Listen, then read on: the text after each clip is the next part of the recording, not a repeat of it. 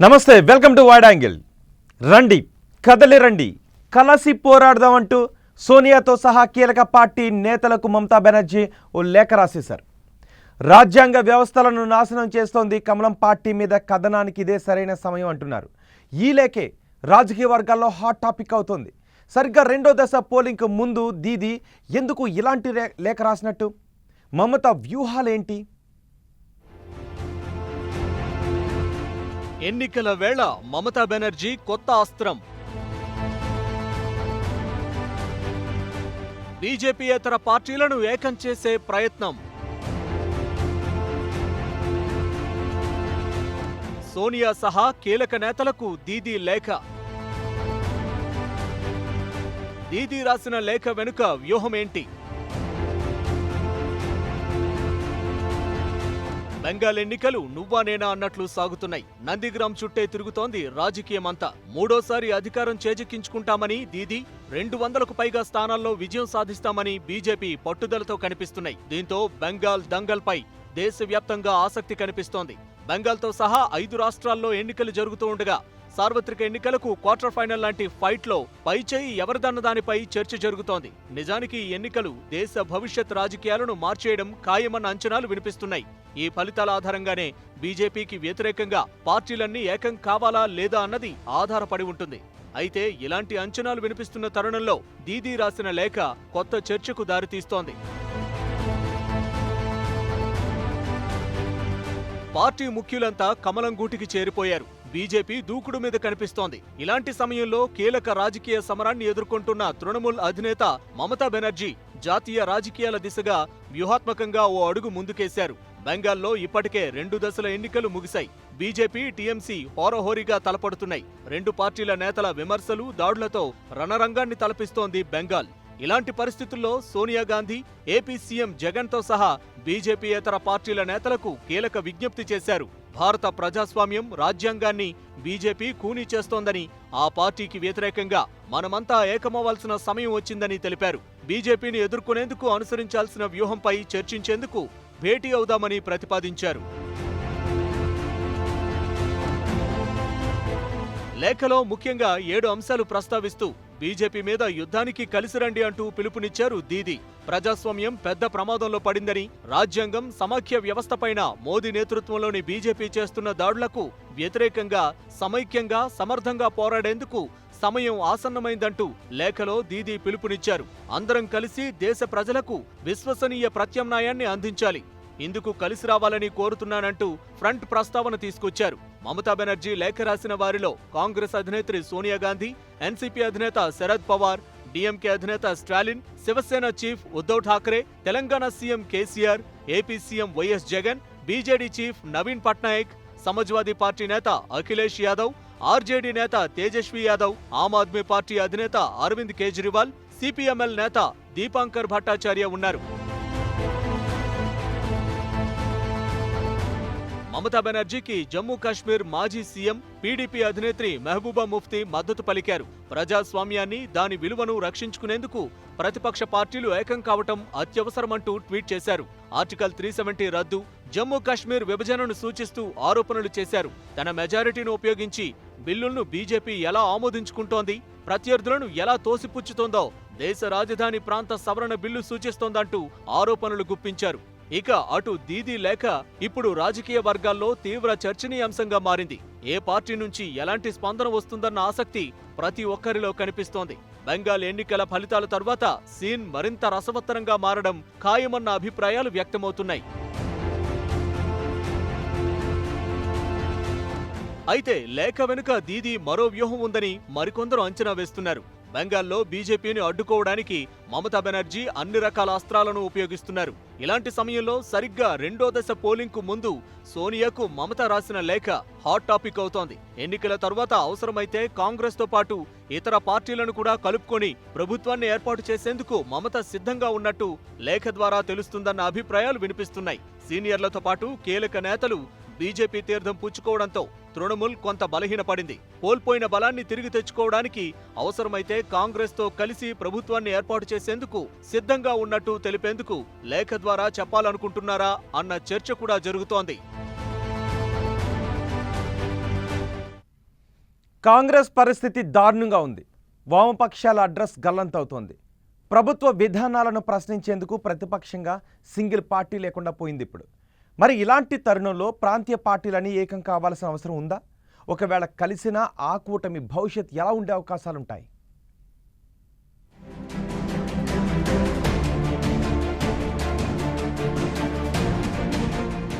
రోజురోజుకు బలహీనమవుతోన్న కాంగ్రెస్,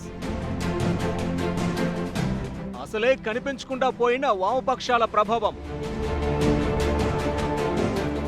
పార్టీలన్నీ ఏకం కావలసిన సమయం ఆసన్నమైందా? ప్రతిపక్షం బలంగా ఉంటేనే ప్రజాస్వామ్యం బలంగా ఉంటుంది. మరి ఆ పరిస్థితి దేశంలో ఉందా అంటే లేదు అన్న సమాధానమే వినిపిస్తోంది. జాతీయ పార్టీలైన కాంగ్రెస్, వామపక్షాలు ఉనికి చాటుకునేందుకు ఇబ్బంది పడుతున్నాయి. ఇలాంటి తరుణంలో ప్రభుత్వంపై పోరు సంగతి దేవుడెరుగు అన్నట్లుగా మారింది పరిస్థితి. నిజానికి బీజేపీ జోరు ముందు ప్రతిపక్ష పార్టీలన్నీ బేజారవుతున్నాయి. కమలం పార్టీ నేతల వ్యూహాలకు ప్రతి వ్యూహాలు రచించడంలో చాలా పార్టీలు బొక్కబోర్లా పడుతున్నాయనడంలో ఎలాంటి అనుమానం లేదు. ప్రత్యర్థి పార్టీ లుకలుకలపై దృష్టి సారించి దెబ్బ కొట్టడం బీజేపీ స్ట్రాటజీగా మారిందన్నది మరికొందరి అభిప్రాయం. ఏమైనా కమలం పార్టీ జోష్ ముందు నిలబడటం మిగతా పార్టీలకు కష్టంగా మారుతోంది. కాంగ్రెస్ ను అంతర్గత కలహాలు ఇబ్బంది పెడుతున్నాయి. రాహుల్ నాయకత్వానికి సంబంధించి 23 మంది సీనియర్ల లేఖ వ్యవహారంతో ఆ పార్టీలో పరిస్థితి మరోసారి బయటపడింది. కేంద్రంపై పోరాటం చేసేందుకు వచ్చిన అవకాశాలను వాడుకోవడంలో హస్తం పార్టీ ఘోరంగా విఫలమవుతోంది. దేశ రాజధానిలో వ్యవసాయ చట్టాలకు వ్యతిరేకంగా రైతులు ఆందోళన నిర్వహిస్తుంటే కాంగ్రెస్ మాత్రం వ్యాఖ్యలతోనే సరిపెట్టుకుంది. ప్రత్యక్షంగా పోరు చేస్తుంటే పరిస్థితి మరోలా ఉండేదన్న అభిప్రాయాలు ఉన్నాయి. సరైన నాయకత్వం లేకపోవడం కూడా హస్తం పార్టీ పరిస్థితి మరింత దిగజారేలా చేస్తోంది. ఇక వామపక్షాల సంగతి సరే, కంచుకోట అయిన బెంగాల్లో ఇప్పుడు ఉనికి కోసం పోరాడుతోంటే కేరళ మినహా మరెక్కడా సరైన ప్రభావం చూపించలేని పరిస్థితి.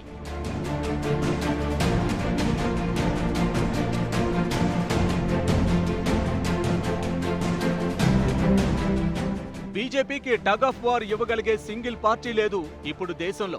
ఇలాంటి తరుణంలో మూడో ఫ్రంట్ ఏర్పాటు కోసం ప్రయత్నాలు జరుగుతున్నాయి. గత సార్వత్రిక ఎన్నికలకు ముందు ఫెడరల్ ఫ్రంట్ దిశగా తెలంగాణ సీఎం కేసీఆర్ ప్రయత్నాలు చేశారు. అయితే ఆ తరువాత జరిగిన పరిణామాలు ఎలా ఉన్నా బెంగాల్ ఎన్నికల వేళ దీదీ మళ్లీ ఆ నినాదాన్ని ముందుకు తీసుకొచ్చారు. మరి పార్టీలు ఎలా రియాక్ట్ అవుతాయన్నది ఇప్పుడు ఆసక్తికరంగా మారింది.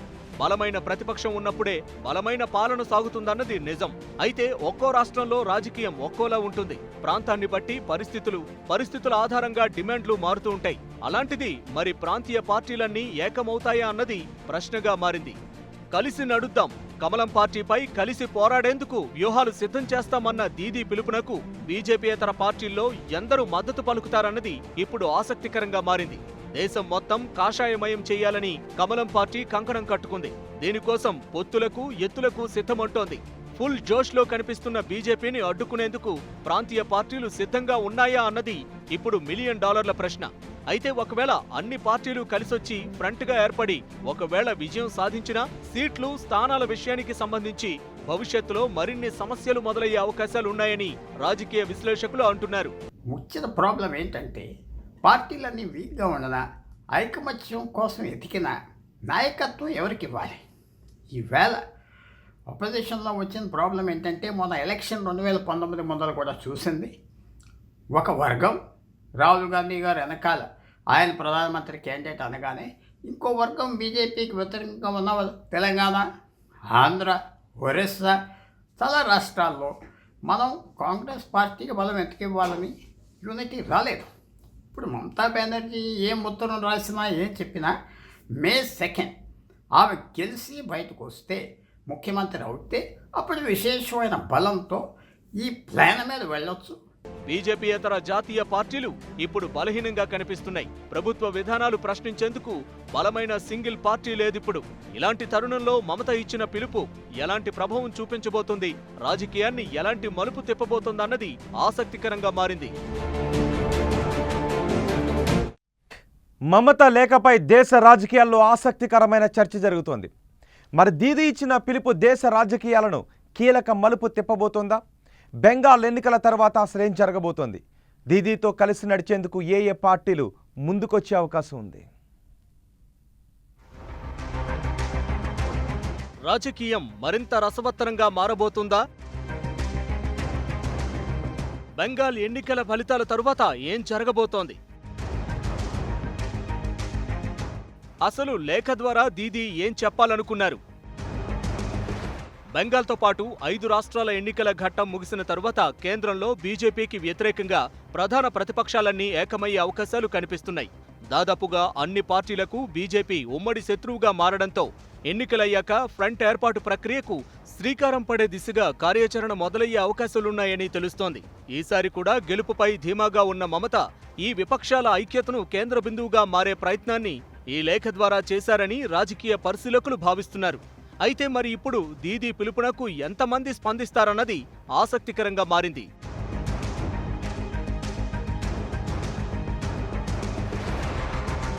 ఐదు రాష్ట్రాల్లో ఎన్నికల ఫలితాల కోసం అందరూ ఆసక్తిగా ఎదురుచూస్తున్నారు. దీంతో ఇప్పటికిప్పుడు మమత లేఖకు ఎవరు స్పందించకపోవచ్చని తెలుస్తోంది. కాంగ్రెస్ సహా కొన్ని పార్టీలతో అవగాహన ఉన్నందువల్లే దీదీ ఈ లేఖ రాశారన్నది మరికొందరి అభిప్రాయం. తాను లేఖ రాసిన 10 పార్టీలే కాకుండా దేశంలో భావ సారూప్యత ఉన్న పార్టీలన్నీ ఒక్కటి కావాలని, టీఎంసీ చైర్పర్సన్ గా అందరితో కలిసి పనిచేసేందుకు తాను సిద్ధంగా ఉన్నానని మమత చెప్పారు. అటు ప్రతిపక్షాలన్నింటినీ ఒక్కతాటి మీదకు తీసుకొచ్చేందుకు 2019 లోక్సభ ఎన్నికల ముందు నుంచి ప్రయత్నాలు జరుగుతున్నాయి. అయితే వివిధ పార్టీల మధ్య ఏకాభిప్రాయం కుదరకపోవడం వల్ల అది ఇంతవరకు సాధ్యం కాలేదు.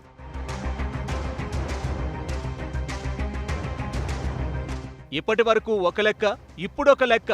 దేశంలో పరిస్థితులు పూర్తిగా మారాయి. బీజేపీ ప్రభావంతో రకరకాలుగా ఇబ్బందులు ఎదుర్కొంటున్నాయి కొన్ని పార్టీలు.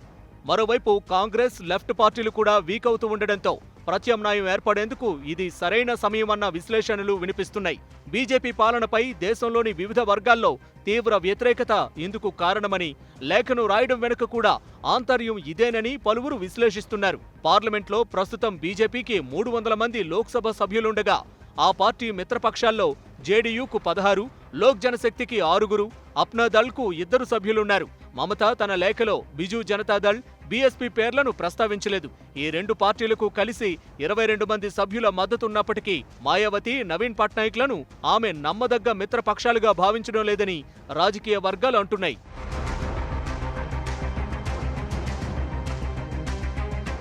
ఇక అటు టీఆర్ఎస్, వైసీపీ కూడా తమ వైఖరిని మరింత స్పష్టంగా తెలిపేందుకు దీదీ లేఖ ఉపయోగపడే అవకాశాలున్నాయని రాజకీయ వర్గాలు భావిస్తున్నాయి.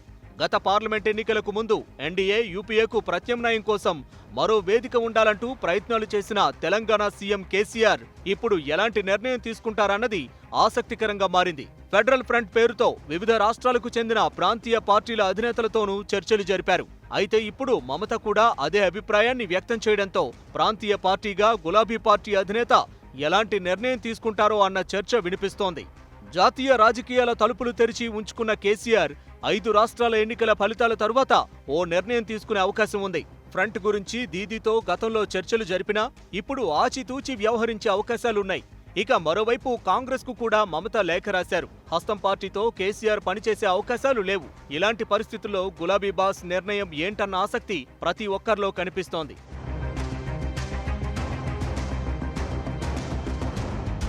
ప్రాంతీయ పార్టీలు ఏకమైనా అన్నీ కలిసి లోక్సభలో మ్యాజిక్ ఫిగర్ అందుకోగలవా అంటే అనుమానంగానే కనిపిస్తోంది.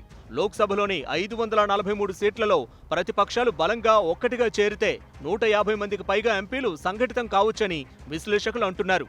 ఇలాంటి పరిస్థితుల్లో మరి దీదీ సూచించిన ఫ్రంట్ ఆలోచన ఎలాంటి మలుపులు తీసుకోబోతోంది? బెంగాల్ ఎన్నికల ఫలితాల తరువాత ఎలాంటి పరిణామాలు కనిపించబోతున్నాయన్న ఆసక్తి ప్రతి ఒక్కరిలో కనిపిస్తోంది. ఇక అటు గత ఎన్నికల్లో 200కు పైగా స్థానాల్లో విజయం సాధించి అధికారం చేజెక్కించుకున్న టీఎంసీలో ఇప్పుడు టెన్షన్ మొదలైందా అన్న చర్చ కూడా జరుగుతోంది. అందుకే ముందుగానే ఓటమిని గ్రహించి అన్ని పార్టీలు కలిసి బీజేపీపై యుద్ధం చేయాలని నిర్ణయం తీసుకుందా అన్న ప్రశ్నలు వినిపిస్తున్నాయి. అయితే దీదీ లేఖ వెనుక వ్యూహం ఏదైనా మే 2న బెంగాల్ ఫలితాల తరువాత మరింత క్లారిటీ వచ్చే అవకాశాలున్నాయి. ప్రాంతీయ పార్టీలన్నీ ఏకమై బీజేపీకి పోటీ ఇవ్వగలవా అంటే కష్టమే అనే సమాధానం వినిపిస్తోంది. లెక్కలు మారి అధికారంలోకి వచ్చినా కీలక సవాలు ఎదురయ్యే అవకాశాలు ఉన్నాయి.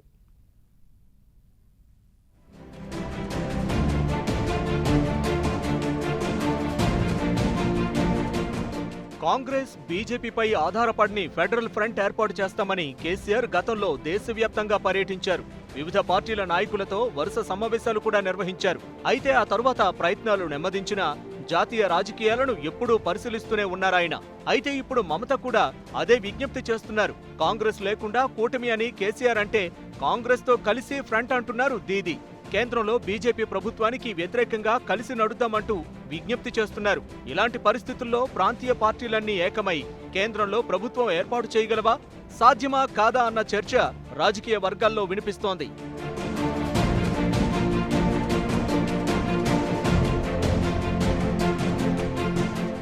ఏదైనా పార్టీ లేదా కూటమి కేంద్రంలో ప్రభుత్వం ఏర్పాటు చేయాలంటే లోక్సభలో 543 స్థానాలకు గాను కనీసం 272 స్థానాలుండాలి. అయితే ప్రస్తుత పరిస్థితుల్లో కాంగ్రెస్ తో కలిసి ఏర్పడిన కూటమి మ్యాజిక్ ఫిగర్ అందుకోగలదా? అధికారంలోకి వచ్చినా ఆ తరువాత పరిస్థితులు ఎలా ఉంటాయన్నది ఆసక్తికరంగా మారింది. దీది ఇప్పుడు లేఖ రాసిన పార్టీల్లో కొన్ని కాంగ్రెస్ తో కలిసి పనిచేసేందుకు సుముఖత చూపే అవకాశం లేదు.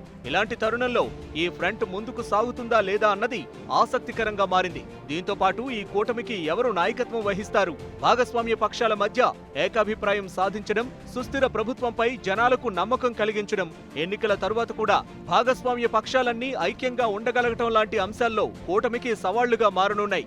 గతంలో 1989 నుంచి 91 వరకు నేషనల్ ఫ్రంట్, 1996లో యునైటెడ్ ఫ్రంట్ ప్రభుత్వాలు ఏర్పడ్డాయి. విపి సింగ్ ప్రధానమంత్రిగా నేషనల్ ఫ్రంట్ ప్రభుత్వానికి బీజేపీ, వామపక్షాలు బయట నుంచి మద్దతు అందించాయి. నేషనల్ ఫ్రంట్ ఆవిర్భావంలో తెలుగుదేశం పార్టీ వ్యవస్థాపకుడు నందమూరి తారక రామారావు కీలక పాత్ర పోషించారు. 1996 జూన్లో ఏర్పడిన యునైటెడ్ ఫ్రంట్ ప్రభుత్వానికి కాంగ్రెస్ తో పాటు సిపిఐ మినహా ఇతర వామపక్షాలు బయట నుంచి మద్దతిచ్చాయి. యునైటెడ్ ఫ్రంట్ కు చంద్రబాబు నాయుడు కన్వీనర్ గా వ్యవహరించారు. బీజేపీ, కాంగ్రెస్ ప్రమేయం లేని ప్రభుత్వం ఏర్పాటు సాధ్యమేనని చరిత్రే చెప్తోంది. దీదీ చెప్పినట్లు ఓ కూటమిగా ఏర్పడిన కాంగ్రెస్ అంటే పడని పార్టీలతో అది ఎన్నాళ్లు కొనసాగుతుందన్నది ఆసక్తికరంగా మారింది. ప్రాంతీయ పార్టీలన్నీ కలిసి ఒక స్టేజ్ మీద వచ్చి నేషనల్గా ఒక పవర్గా అవటానికి చాలా కష్టం. కానీ పూర్వం చాలాసార్లు అవ్వారు. రాజీవ్ గాంధీ టైంలో వ్యతిరేకంగా ఎన్టీ రామారావు గారు నేషనల్ ఫ్రంట్ అని స్టార్ట్ చేసి ఐడియా సృష్టించింది ఎన్టీ రామారావు గారే. అది తర్వాత విపి సింగ్ హయాంలో రాజీవ్ గాంధీని ఓడించడానికి అప్పుడు కూడా నేషనల్ ఫ్రంట్ ఉపయోగపడింది. అందువల్ల రావటానికి ప్రాంతీయ పార్టీలు అంత కష్టం లేదు. కానీ ప్రాంతీయ పార్టీలు ముఖ్యంగా చూసుకునేది వాళ్ళ రాష్ట్రంలో వాళ్ళ అధికారం సాధించి సెంట్రల్ గవర్నమెంట్తో గొడవ లేకుండా, తవ్వు లేకుండా టైం గడుపుకోవటానికి. ఇప్పుడున్న పరిస్థితుల్లో మరో కూటమికి అవకాశాలు పరిమితం అన్నది మరికొందరి వాదన. ఈ కూటమి ఏర్పాటు వల్ల విపక్షాల ఓట్లు చీలి పరోక్షంగా బీజేపీకే మేలు కలుగుతుందని అంటున్నారు. ఏమైనా ఒక్క లేఖతో దేశ రాజకీయాల్లో ఇప్పుడు సరికొత్త చర్చ మొదలైంది. కూడికలు, తీసివేతల లెక్కలు కనిపిస్తున్నాయి. అయితే బెంగాల్ ఎన్నికలయ్యే వరకు మాత్రమే హడావుడి ఉంటుందా, ఫలితాల తరువాత కూడా కంటిన్యూ అవుతుందా అన్నది చర్చనీయాంశంగా మారింది. కాంగ్రెస్ తో కూటమి అంటే భవిష్యత్తులో మరిన్ని సమస్యలొచ్చే అవకాశం ఉందన్నది మరికొందరి వాదన. దేశాన్ని ఏలిన పార్టీగా కీలక స్థానాలకు సంబంధించి హస్తం పార్టీ పట్టుపట్టే అవకాశాలున్నాయని, దీంతో అన్ని పార్టీల మధ్య ఏకాభిప్రాయం తీసుకురావడం కష్టమయ్యే పరిస్థితులు రావచ్చని విశ్లేషకులు అంటున్నారు. ఏమైనా మే 2న బెంగాల్ ఎన్నికల ఫలితాలు వెలువడనున్నాయి. ఆ తర్వాత రాజకీయం మరింత రంజు మీద కనిపించే అవకాశాలున్నాయి. ఫ్రంట్ మాట వచ్చిన ప్రతిసారి సంప్రదింపులు మమత వరకు వెళ్లాయి. ప్రతిసారి సైలెంట్ గా ఉన్న దీది ఇప్పుడు తానే అడుగు ముందుకేశారు. అందరం కలుద్దామంటున్నారు. మరి ఇది సక్సెస్ అవుతుందా, ఏం జరగబోతుందన్నది కాలమే సమాధానం చెప్పాలి.